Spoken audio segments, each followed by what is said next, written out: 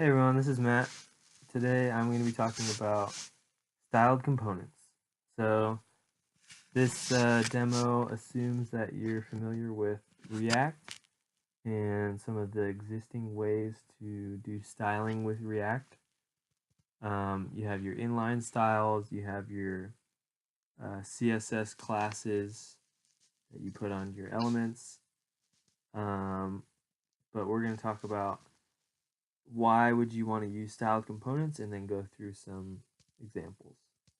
So first on the right you can see I have the styled components website pulled up. They actually have really good documentation, but I like this section that talks about the motivation or why you would use styled components in a project. Something cool is that it only will inject styles that are being used or rendered on the page, so you're not sending more data than needs to be sent at a time.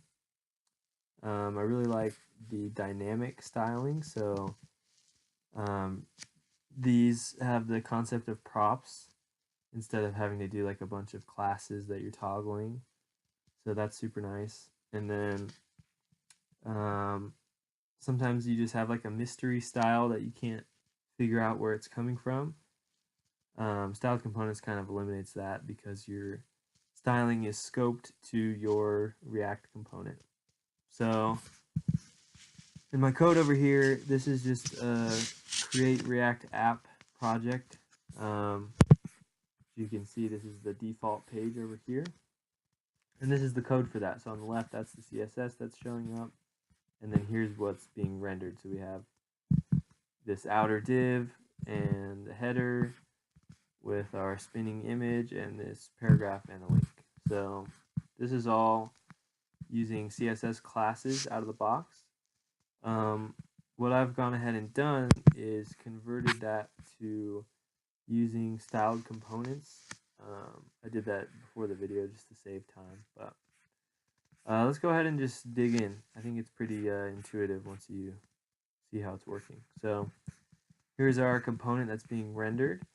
You can see instead of returning this outermost div with the app class, which we can see is being text-align center, we now have our custom named app wrapper. If we go look at the definition for that, we use this styled keyword, then we put the element that we want to render, and then we do these template literal strings, and inside you can just do regular CSS basically. So this is a styled div, and that div is going to have text align center, and then that's the component that we render. So you can see I've done this for the header. So here's all the styles for that header being defined right here. Same with the link, it's just a simple A tag with the color changed.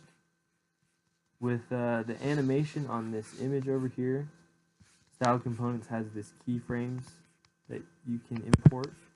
So we define the actual keyframe animation here, and then in the styled component for this actual image, you can see we use that variable or that component that we just created as our animation, and everything is working just like it was before, but without using the CSS. So we can go ahead and close that. Maybe make this a little bigger. So that's how you could convert some existing CSS into style components. But now I'll go through some of the cool things that you can do with style components. So first, just the idea of being able to use props. So for whatever reason, let's say we wanted to reuse our logo. Maybe this link down here that says Learn React, we just want to put some more logos before and after. So now we have our cool spinning logos, but maybe these ones are a little bit too big, and we'd like to resize that.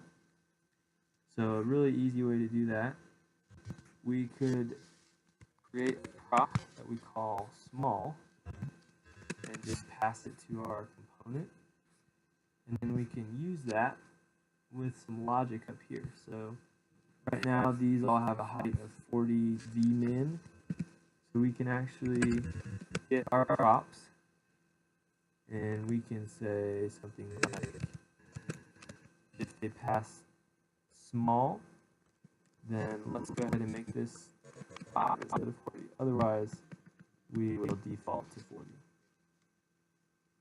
And I think we need to close that. Yep. So now we save, and this re-renders, and you can see that when we pass small, it's nice and small, but if we take that out, it'll go back to being. It's really nice to be able to do some logic in our CSS here. Now let's say for whatever reason we want these to be faster. So another way we could do that is so we can pass a fast prop. We could actually, instead of doing like an inline ternary like that, we could go ahead and use our props here. So we could say it like this. So we have props.fast, and we can override the animation that was set up here. And to help us do that, we actually need to make another import, something they call just CSS. We don't really have like another element that we're putting this template literal string on, so they give us the CSS keyword to be able to do that. So in here, we can say, we can basically redefine this style, and it will have priority over the other one because it's more specific. And so you can see that we pass the fast prop to this first one, and this one is now spinning faster. We reduced the time that animation would take to complete, so this one's going even faster. Now, what if we wanted to make our component even more easy to use or developer friendly? We could actually pass a different kind of prop. So maybe we want whoever's using this component to be able to send a specific length for the animation. So maybe we have another prop that we call animate length. And in here, let's pass an actual value. So you can say, oh, I want this to be really fast, so I'm going to do half a second. So now up here, this is where the default time is specified for the animation. So we can do another inline where we can actually consume that value.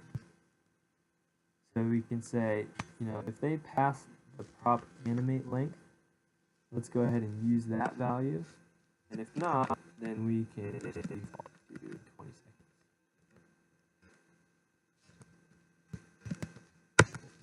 Save that. And awesome. So you can see this this animation right here is super fast. It's only taking half a second to complete. This one, we weren't quite as specific. We just said fast, so it's taking 2 seconds. And then this one is our default of 20 seconds. So props make styling a lot easier in that regard.